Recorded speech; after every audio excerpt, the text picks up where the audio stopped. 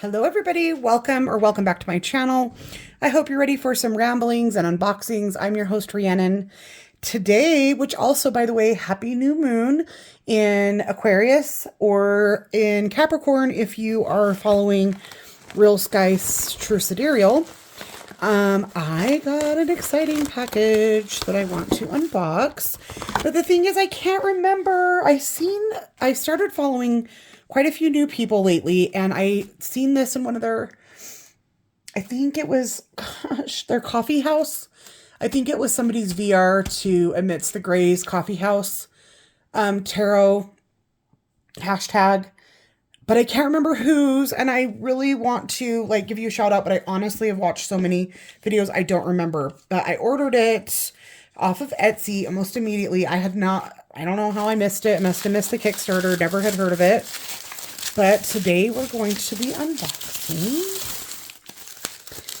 the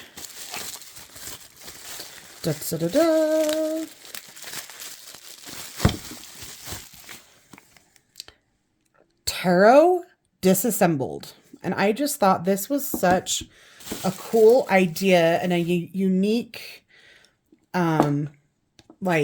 idea, design, I don't know. I just have not seen anything similar to it. So let's jump into it. It's a little smoky in here. I did just film another video on a used deck that I purchased that was feeling super, super duper heavy and needed like a big time reset and clearing, the Mandela Astrological Tarot. And so I went ahead and filmed the how to clear and dedicate a deck. So if you want to check that out, it's probably the last video before this. So here we are, the Tarot Disassembled, created by Jennifer Cooper Steedley. And I did find her on not Instagram, I did find her on Etsy. So thank you for purchasing this deck and supporting an independent creator.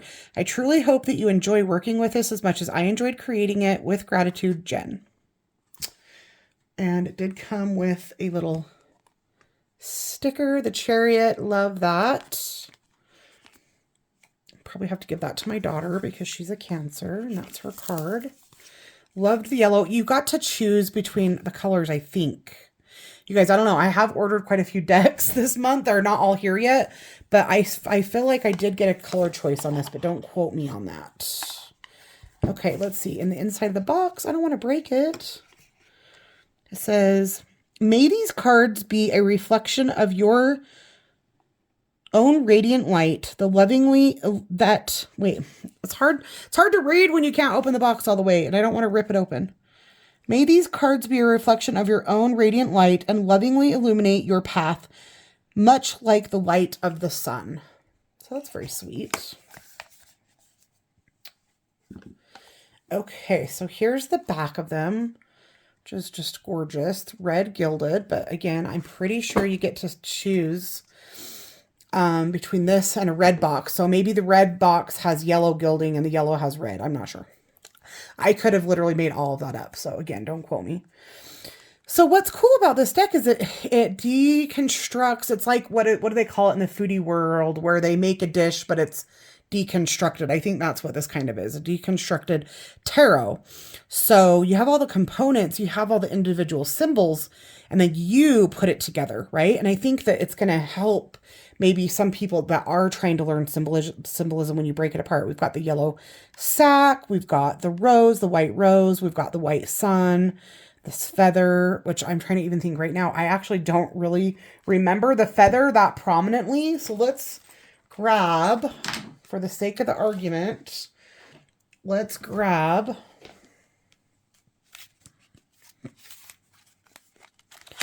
a traditional RWS to compare.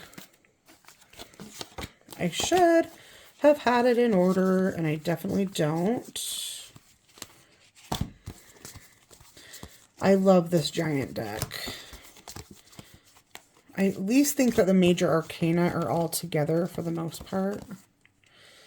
Okay, so there, yeah, look at the red feather. Okay, so see, even when you've looked at something literally hundreds of thousands of times. Okay. How many readings I do in a day over the past 4 years, I can't tell you how many times I have had to have looked at this card. And of course, now looking at the red feather, I'm like, yeah, of course, but it never has stood out to me that prominently until you see it here, like on its own. So that's kind of the point of this card. So we've got the feather, of course, the white dog, we've got the mountain, his boots. Again, like I just don't think I ever would have really paid that much attention to his boot. I don't think there's a guidebook.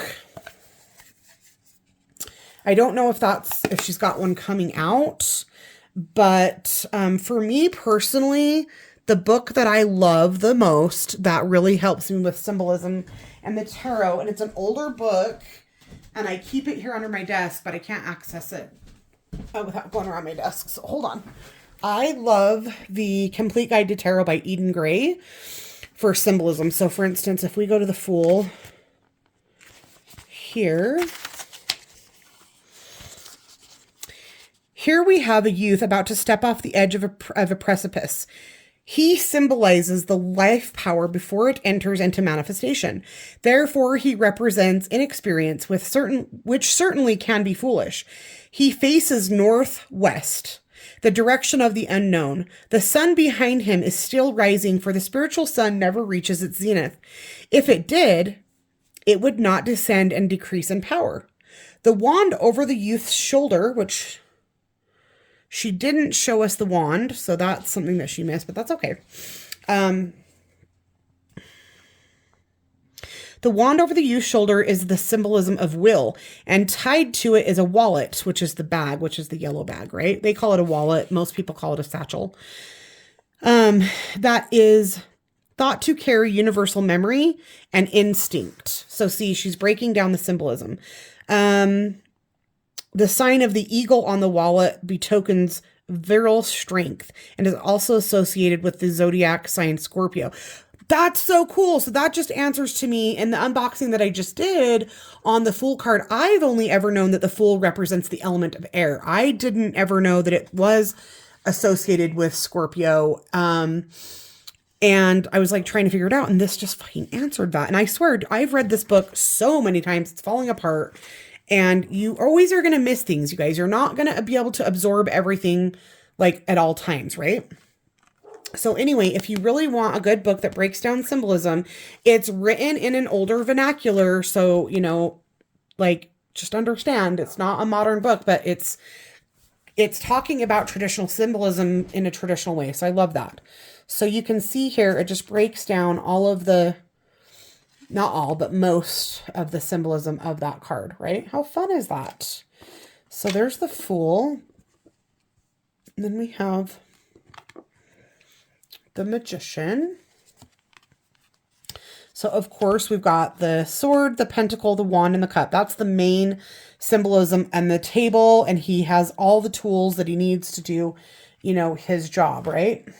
And we've got the white lily, which I think also here is supposed to, anytime you see white, it represents like innocence, peace, mostly innocence, purity, right? I'm trying to dig out the Magician here too. Red rose. Red symbolizes like vitality, passion, you know, think Mars, think energy, right? Red roses. The pentacle, the wand, the sword. Oh, that staff right there. Here. The lilies, the white lilies, the table. They're showing the Aurora Borealis. I mean, I always fucking call it that. The Ouroboros. Ouroboros. You've got the infinity sign over his head, but where's the Ouroboros? Oh, his belt. His belt. See how that's a snake? So isn't that like just, I don't know. I think it's so cool. So then we'll go to the High Priestess. So of course you've got the pillars. Joaz and Boaz. Do I pronounce them correctly? Who knows? the moon, the crescent moon, the pomegranate for fertility, the palm trees, the scroll, the Sephira, the triple goddess, maiden, mother crone. So let's dig back into here, right? We've got the high priestess is seated between two pillars from the Temple of Solomon. The black pillar is Boaz, representing the negative life force, and the white one is Jachin. So maybe I always say, what did I call it? I think I call it Joaz and Boaz. Boaz and Jachin. And this will really break down the symbolism. So again, this would be a great book to use with this. But those are just the ones that I know off the top. Now, I know for sure in her crown, the moon is turned up like that so that it represents like the horns, almost like Hathor. You know how Hathor and Isis wear the headpiece like that, which is also the moon. So that's on that. So there we go, the high priestess. Positive. I think that plus sign is just the positive, right? I will say one thing I don't love is I don't love the just number. I would have rather just had the Roman numeral, but I get that it's supposed to be like a modern take on symbolism, but I would have preferred just to have the Roman numeral. Here we go again with the Empress. So High Priestess and Empress are similar, but the High Priestess is like the veiled Isis or the Virgin, and then the Empress is the unveiled Isis and the Mother, okay? So we still have the pomegranate here representing fertility, and here we've got it here on her gown. Of course, we've got Venus, right? We've got the water element. We've got the water element here. We've got the red pillow. We've got the wheat, which is also a sign of fertility and abundance. Her crown of stars. Her staff. So you can see here how cool. It's just, I just think it's such a smart idea to do this. So we won't compare every card for the sake of timing. So the Emperor, of course, the Aries Ram. The Hierophant. Ooh, look at that, Lovers. You see the prominence in the volcano, the tree of life and the tree of knowledge, the snake, like very much Adam and Eve, right? The Chariot. So we've got the Will, we've got the Sphinxes. So I just think it's so fun. So let's just do a quick little flip through. I want to get into some of the minors. What are you guys thinking of this deck so far? Is it a yay or a nay from you? And also, would you like to dig deeper on the symbolism? Love that, Devil.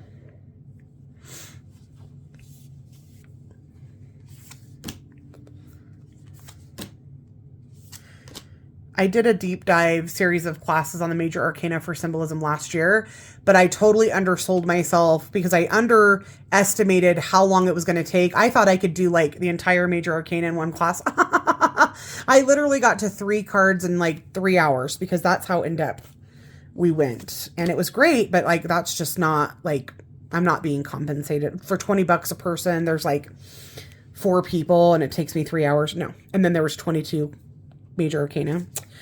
That was poor business planning on my end for sure. Okay, so here's our first minor, the Ace of Cups. So of course you see the white dove coming out of the cup. You've got the hand, as all the aces do, coming from the universe. The water. I never noticed that being prominent. Which is the shin, right? Or the shim, the shin. You think I would know because I'm trying to learn Hebrew, but the cloud.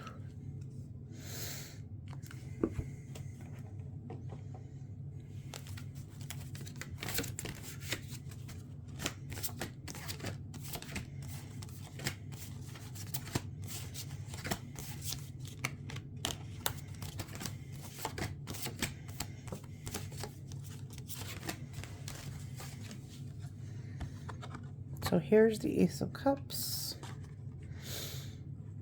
You've got the lily pads down here.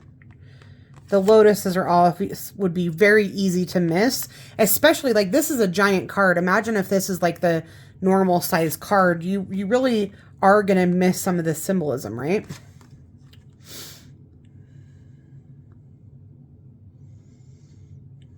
Oh, there's the little Hebrew letters.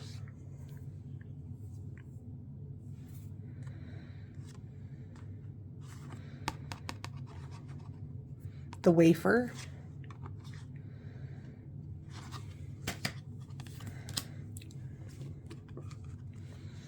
Two of Cups. Wow, yin and yang, the caduceus.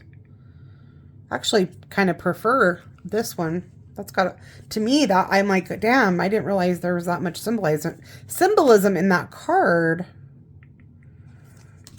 And I totally think if you have a pretty good handle on the RWS, which I do, you could easily read this on its own without a guidebook.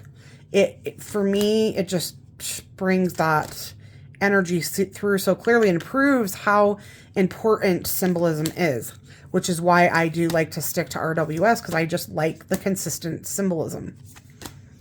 So if you are an RWS diehard like me, I do think you will really enjoy this deck. So let's just do a quick, oh my gosh, look at that Five of Pentacles. I love that. The Band-Aid and the crutch. crutch.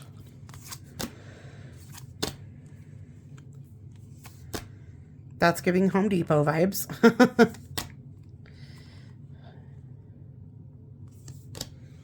Aw.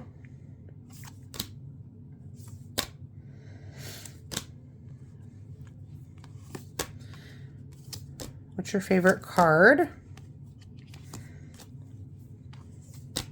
And also, I've gotten a few new followers in the last week. I want to just say thank you for being here. I love to follow people back. If you have a YouTube channel and you do tarot or witchy related things, and I haven't followed you back, sometimes I don't get the notification of who's following me. It's weird. I could have 5 new subscribers and YouTube's only going to tell me who one of them is. So let me know in the comments and I will always make sure to follow you back.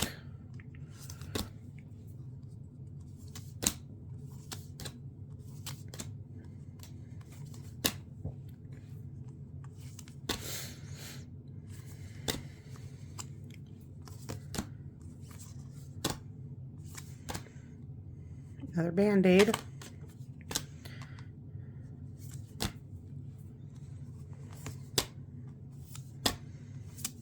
Oh, that is so fun. I think that is amazing. I love that. And definitely, if you're struggling to learn the symbolism, they're kind of like flashcards. So I think it's a great study deck. Fun, fresh. I think it's amazing. Thank you for joining me. Let me know your thoughts below, and please do give me a thumbs up and subscribe if you haven't. And like I said, if you have a channel and I'm not subscribing you back, or you're not sure if I am, leave me a comment and I will definitely follow you and let you know. See you next time. Bye.